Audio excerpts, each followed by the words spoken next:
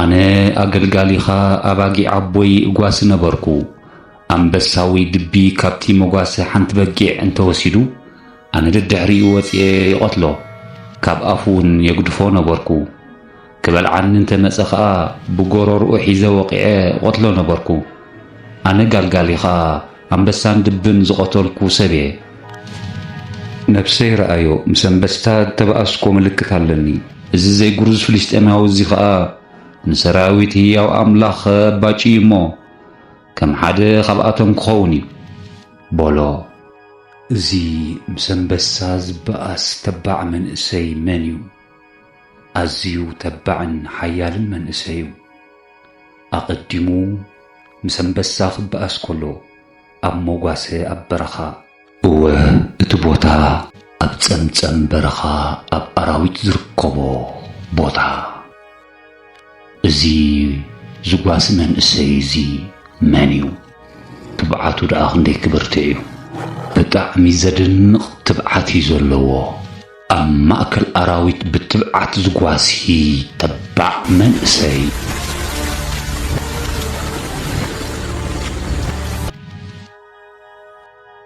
أبزع علم ندك السبات أزيوم زرعدو نعوقن عتت زيبلو تبع من إسي زي نبرن نمساوون زي الله تبعاتو ممزن زي ركبو حيال من إسي سسبزي مانيو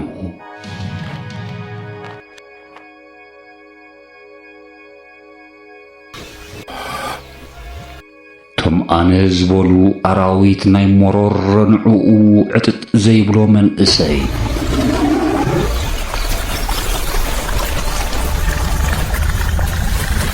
ጓሱ ኸሎግን ስም አምላኽ እዩ ዝጽውዕ እግዚአብሔር ጓሳይናዩ ዝጐድለና የለን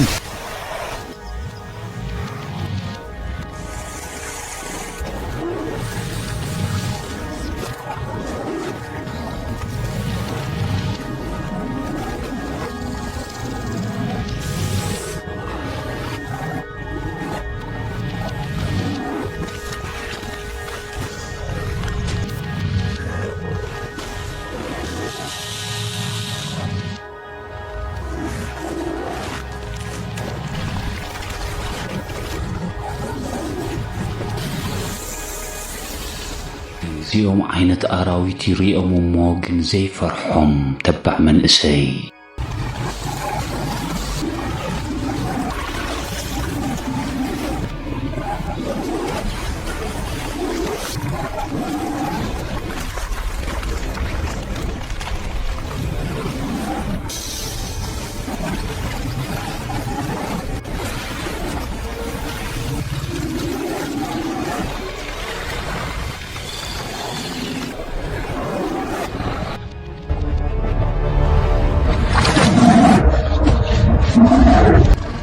زي نزوم أراويت بتبعات زريقهم حيال من إسي مستوي حشيش تتقيمو زدفرخ يمسلوكم نسو زتبعو تبعات كابل علي زموصو تبعاتيو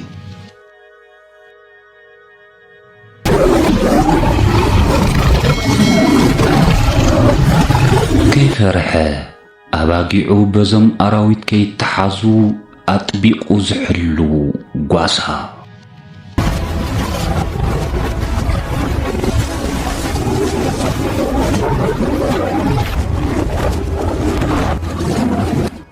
ነባጊዑ ካምንጋጋ አንበሳ አድሒኑ ነትንበሳ ሰላሊዑ ዝድርብዮ መኒዩ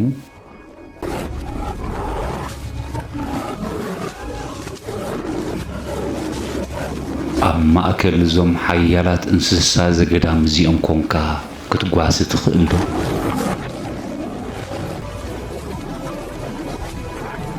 እዞም ኣዝዮም ዘፍርሑ እንስሳ ዘገዳም እዚኦም ንዕኡ ዋላ ሓንቲ ዘይዓጅብዎ ከም ሓንቲ ኩርኩር ገይሩ ዝሪኦም ተባዕ መንእሰይ ትፈልጥዎ ዶ? መን እዩ ዝብሃል? በጃኹም እስከ ንጎርኒ እስከ ስምዑ بحقي أمونغوزي أنكمكم أباقعكم مقاسكم دو زحيال من أسيزقن أمونغوزي أنكوينيو نباقعو زقاسي بحق تبعاتو ممزن يبولون تفلت وودو أبز عالم بفرحيز الساقوي سبات أزيوم بزحاتيوم زي تبع من أسيزقن فرحي بين كمزلا أي فلتان نابوخا تقليلا أي تقربونيا مكوح من أسيو تمكوح تقن قويتا سراويت إجزاء بهيريو كل كيزيه سمو مسوعي حايلون تبعاتن لعلي أنبسا سلزخونه أما أكل أنبسا قينيو نباقعو زقاسيين نباقعو انداقواسي أنا بسكبأ سخلو بتبعات كوريعي إزريهم نباقعو كي قربو خاء بتبعاتيو زكالا خلوم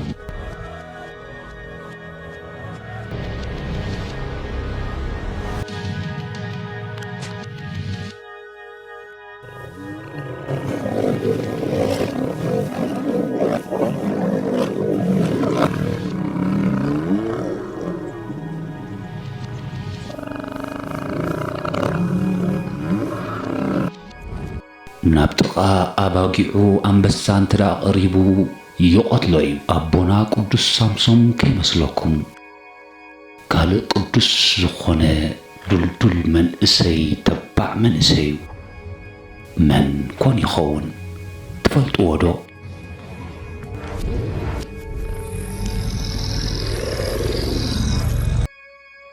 قبل علي حيالات زعلم زئا زحيل قدس أبو تاريخو سمعكم دو تفلتو فراح أي صدقني يبالي برقسكا فراح أي صدقني اتفرحكن منفساوي سنة مقبار نخي قبر زفرح مالتيو نابنت معتبكا بنتس تتبايلو بفرحي معتبو زبنتس انت قوينو أي صدقني وي نخي صوم نتميت زفرحا انت قوينو نخي سجد ما ندخام زفرحا انت قوينو نخي صلي كا كابدقاس مفلاي زفرح انت قوينو بحفشا نفسي زدليا قبرتات نخي تقبر سقاخاتهم صو قبرتات حاتيات كام مقطاب تفرح انت داخونكا اي تصدقني خا سلازي فرح زي تصدق زحيال من إسيزقن منفساو قبرتات نتقبر دلو كوينو سلازي صعريو أزيو تبع زخونة بنفسي سلازي تبعيو كا نسقوو زي فرح الله سلازي اندا قواسي أنبسا خونة تبينا باباقعو مس زقربا بتبعاتيو زقت مالهم تبعات زمن إسيزكو እግዚአብሔር ጓሳዬዩ ናብሉ ሙዕሻኻ ይወስደኒ ናብ ዝዓርፈሉ ማይ ይመርሓኒ እንዳበለይ ድማ ነባጊዑ ዝከናኸነን ሓያልን ጻዕራምን ጓሳ ስለ ዝኾነ ኣባጊዑ ጠምየን ወይ ጸሚየን ኣይፈልጣንየን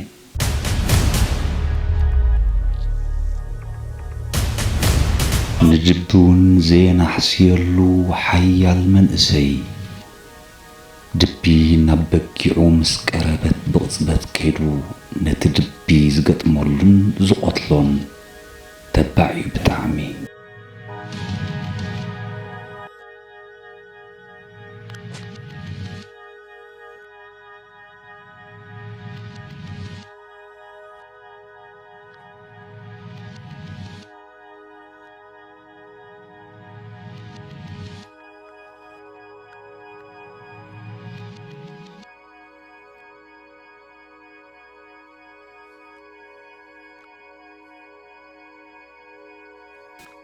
إذا تبع قواسازي نجزابير بخمي كم زحقصون نولاديو بخمي كم ززون طرح بمحسابيو زقعز انبر نابكال قبر حاتيات زازو وسنا حساب أين برون سلازي منفس إجزابير كل جزء قبل عليو በዚያ ፍርሒ ንዝተባዕ መንእሰይ ክትቀርቦ ዘይከኣለት ከምቲ ሓዊ ኣብ ልዕሊ ማያት ክዝንቢ ዓቕሚ ዘይብሉ ፍርሒ ኸኣ ኣብ ልዕሊ ዝተባዕ መንእሰይ ዓቕማ ምዉት እዩ።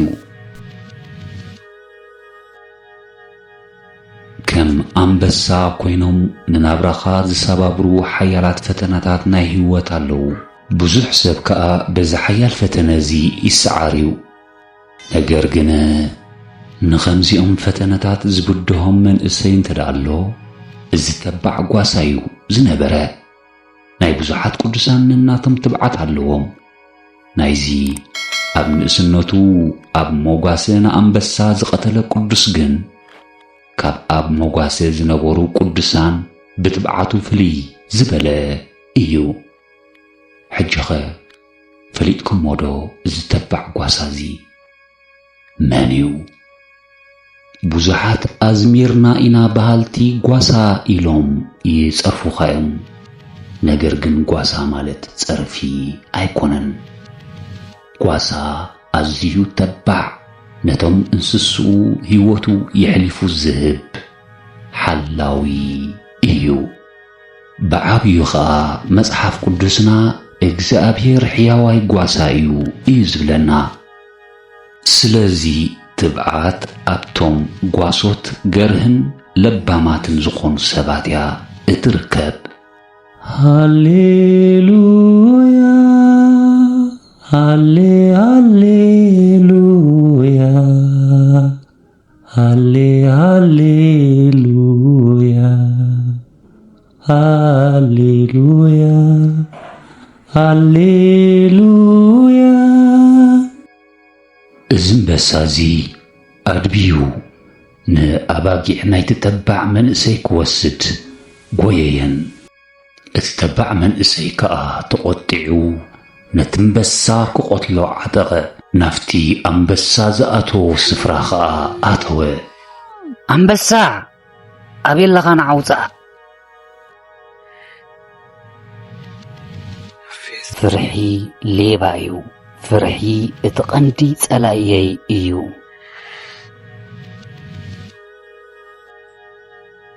ኣይፈርሕን እየ አንበሳ። ኣምላኸይ ሓያልን ተባዕን ክኸውን እዩ ዝምህረኒ። ፍርሒ ጸላእየ እዩ። ፍርሒ ድኹም እዩ ንዓይ። ንዓውፃእ ኣቤለኻ።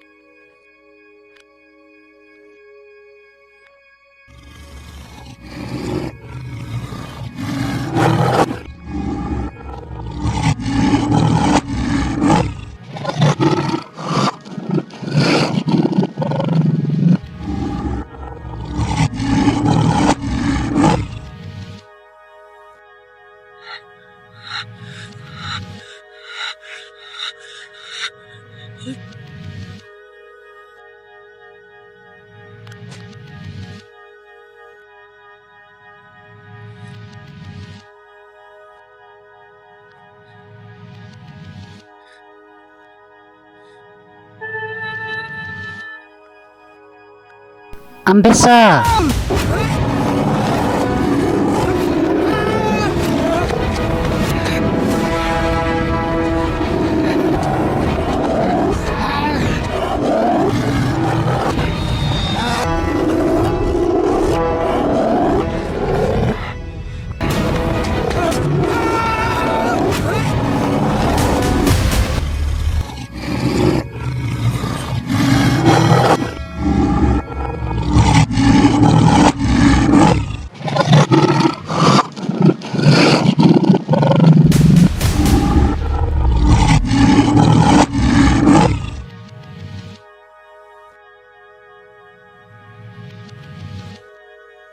ዝተባዕ መንእሰይ ኣብቲ ሰፈሩ ኾይኑ ነቲ አንበሳ ቀተሎ።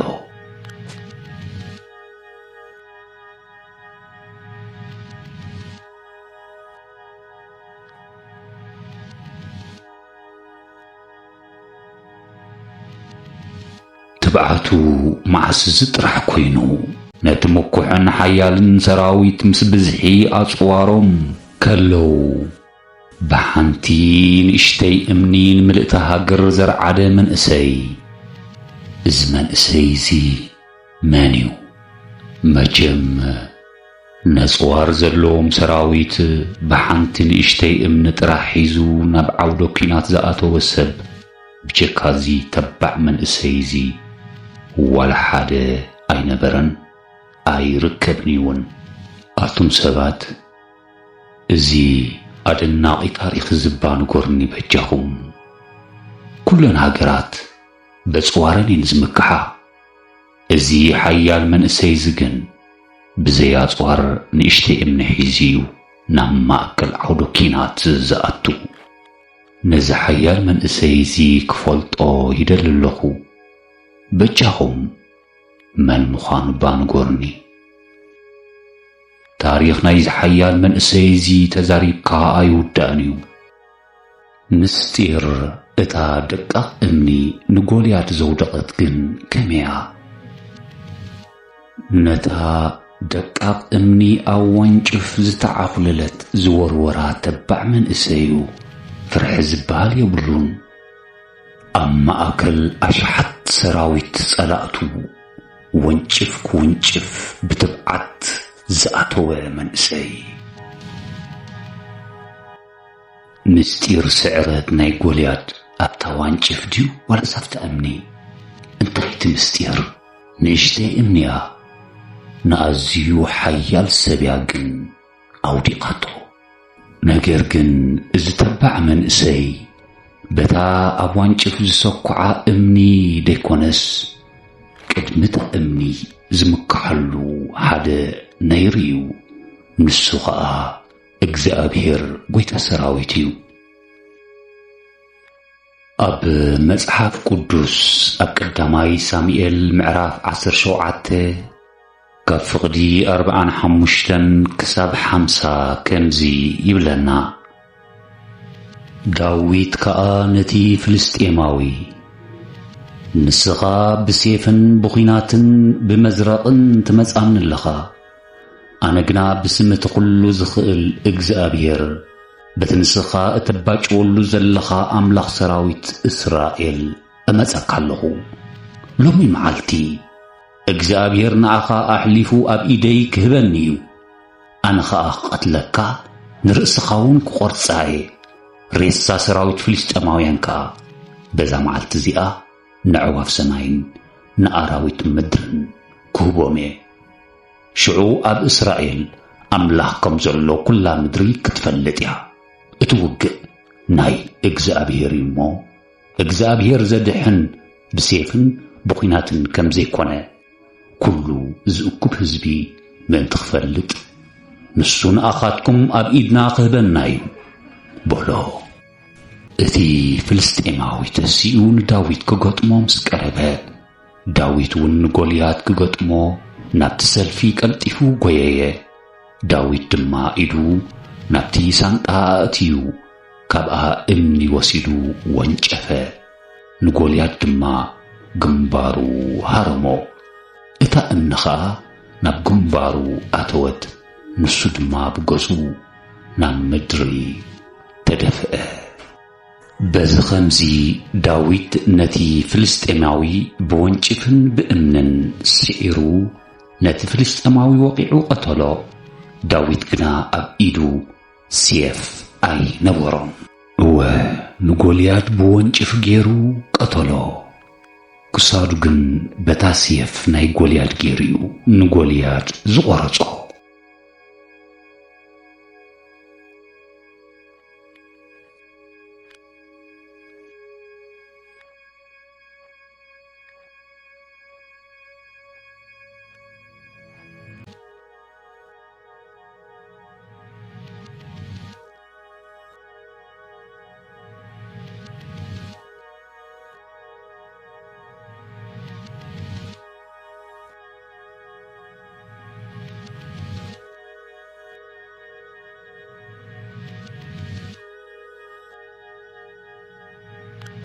ተው እዋይ ስዕረት!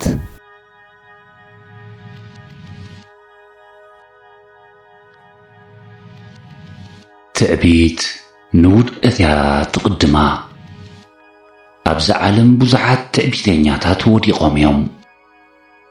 ኣብ ሰማያት ዝነበረ ሳጥናኤል እውን ብትዕቢት ተደርቢዩ እዩ። ርጉም ሰይጣን ኮይኑ ከዓ ኣብ ሓዊ ይነብር ኣሎ። መፈጸምታ ትዕቢተኛታት እምበኣር ከምዚ እዩ። እዚ ተባዕ መንእሰይ እዚ እምበኣር ዝተባዕ መንእሰይ ትምክሕቱ ወንጭፍ ወይ እምኒ ዘይኮነስ ዝምክሓሉ ዝነበረ እግዚኣብሔር ጐይታ ሰራዊት እዩ።